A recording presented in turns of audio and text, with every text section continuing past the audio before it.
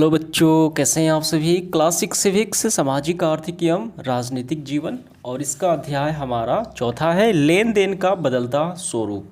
इस चैप्टर के सारे क्वेश्चंस को हल करेंगे। प्रश्न क्रमांक पहला है, बिन पैसे का लेन देन में भाव कैसे तय होता है। देखिए यहाँ पे बिन पैसे का लेन देन यानी पहले जो लोगों का लेन देन होता था, खरीदारी होता था, वहाँ पे पैसे नहीं होते थे, वहाँ पे वस्तु विनिमय प्रणाली होती थी। यानी एक वस्तु देकर दूसरी वस्तु ले लेना, ऐसे खरीदारी होती थी। ठीक है, तो उस समय वस्तु का भाव कैसे तय होता था। देखिए यहाँ पे एक महिला जो है आइसक्रीम खरीदते हैं बच्चों के लिए, तो अनाज देती है, तो अनाज के बदले आइसक्रीम मिल गया।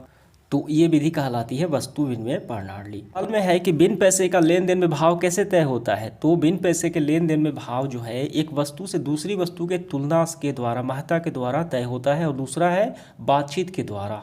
ठीक है, तो यहाँ पे देखिए ये बोल रहा है कि पिछले साल तुमने एक बकरी के बदले 6 टोकरी अनाज दिया, लेकिन आज तुम 3 दे रहे हो, तो ये कैसे होगा।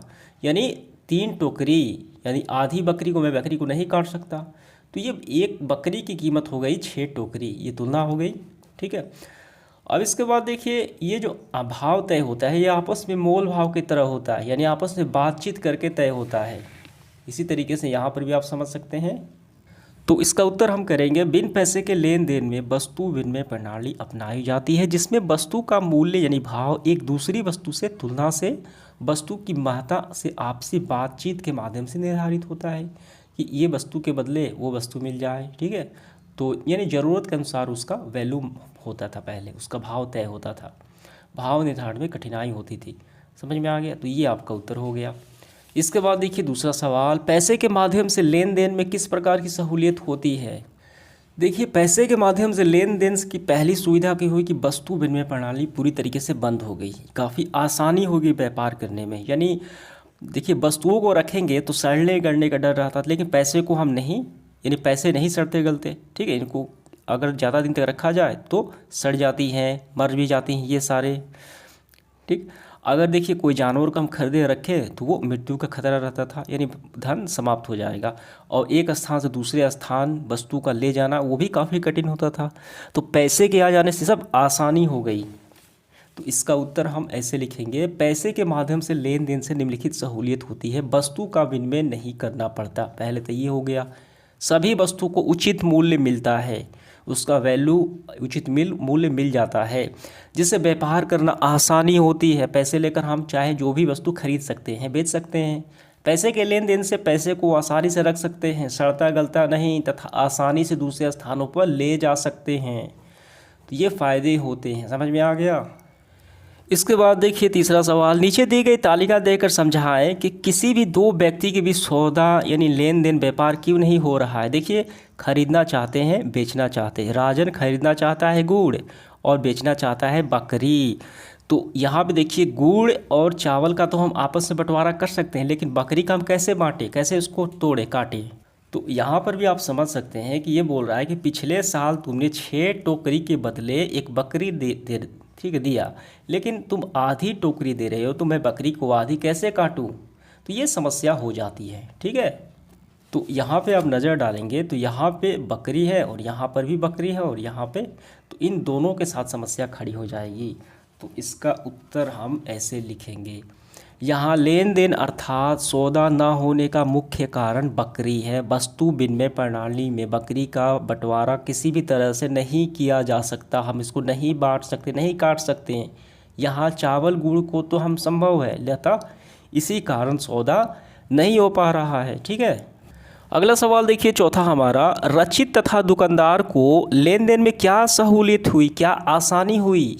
तो यहाँ पे हम समझ सकते हैं, देखिए यहाँ पे नज़र डालिए, रचित के पास 50 रुपये हैं, तो अपनी ज़रूरत यानी आवश्यकता की सभी वस्तुएं खरीद लेता है, किताब कापी पेंसिल रबड़ 50 रुपये देकर। तो उससे काफ़ी सहूलियत हुई विक्रय करने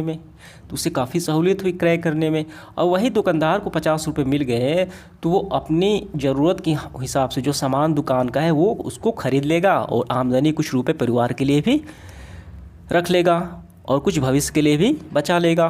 तो ये दोनों की सहूलियत हो गई। तो इसका उत्तर हमारा होगा, रचित को मुद्रा देकर आसानी से कापी किताब पेंसिल तथा रबड़ खरीदारी किया। दुकानदार को जो रुपए प्राप्त हुए वह आसानी से वो अपनी ज़रूरत के हिसाब से प्रयोग में लाएगा। अतः दोनों व्यक्ति की सहूलियत हुई, आसानी हुई। इसके बाद देखिए 5वां सवाल, मुद्रा का चलन कैसे शुरू हुआ वो बताना है।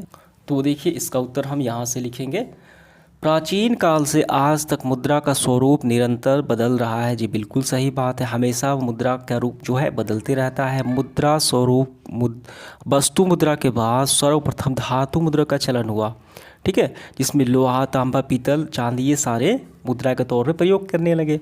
तो ये सारे लिखते हुए आपको यहाँ तक कर लेना है। भारत का सबसे पहले चांदी के सिक्के बनाए गए, ठीक। और सबसे पहले गद्दी पर बैठे शेर शाह सूरी द्वारा चांदी के सिक्के चलाए गए, ये रहा। तो आपको बस यहाँ तक ही करना है। अगला सवाल देखिए हमारा 6 नंबर, पत्र मुद्रा कैसे शुरू हुई। देखिए पत्र मुद्रा, तो कि पत्र मुद्रा को, कागज़ के जो नोट होते हैं उसे पत्र मुद्रा कहा जाता है। ये कैसे शुरू हुई, तो इसका उत्तर लिखेंगे, सिक्कों को एक स्थान से दूसरे स्थान ले जाने में परेशानी होती है। सिक्कों को घिसने यानी घिस का फ़ायदा बनाने की आदत देखते हो, यानी लोग उसे घिसाकर अपना फ़ायदा बना लेते थे, कालाबाजारी करते थे। तो नोटों का चलन शुरू किया गया है, ठीक है। इसे पत्र या कागजी मुद्रा भी कहा जाता है, जो भारतीय रिजर्व बैंक को ये छापने का अधिकार प्राप्त है। तो हम यहाँ तक इसका उत्तर कर लेंगे। इसके बाद देखिए 7वां, आप अपने कक्षा के दोस्तों के साथ वस्तु की अदला बदली, लेन देन, आदान प्रदान करते हैं, इसकी सूची बनाएं। क्या यह वस्तु विनिमय प्रणाली का उदाहरण है। जी बिल्कुल उदाहरण है। तो हम देखिए आपको अपने से करना है। देखिए आप इस कर सकते हैं कि हम ज़रूरत के हिसाब से पुस्तकों का आदान प्रदान करते हैं। तुम्हारे पास ये किताब है तो मुझे दे दो, मेरी आवश्यकता है, और तुम्हें ये की आवश्यकता है तुम इसे ले लो, ठीक है। पुस्तकों का हो गया, नोट्स का हो गया। तो हम इसका उत्तर लिखेंगे, हाँ, हम अपनी कक्षा में दोस्तों के साथ वस्तुओं का अदला बदली, लेन देन करते हैं, जैसे किताबों का, कलम का, नोट्स का, ठीक। चलिए अब अगला सवाल देखते हैं 8वां, इस पाठ में वस्तु विनिमय प्रणाली की कठिनाइयों से संबंधित कुछ चित्र दिए गए हैं। इन कठिनाइयों को दर्शाते हुए अन्य चित्र हमें बनाना है। देखिए कौन से चित्र दिए गए हैं यहाँ पे। तो हमने देखा बकरी वाला, ये रहा, ठीक। तो ये 3 अनाज है, ये बकरी है, तो इसमें कठिनाई होगी। तो अन्य चित्र भी हमें बताना है, बनाना है। मैं यहाँ पे लगा देता हूँ स्क्रीनशॉट, वो आपको बना लेने हैं, ठीक है।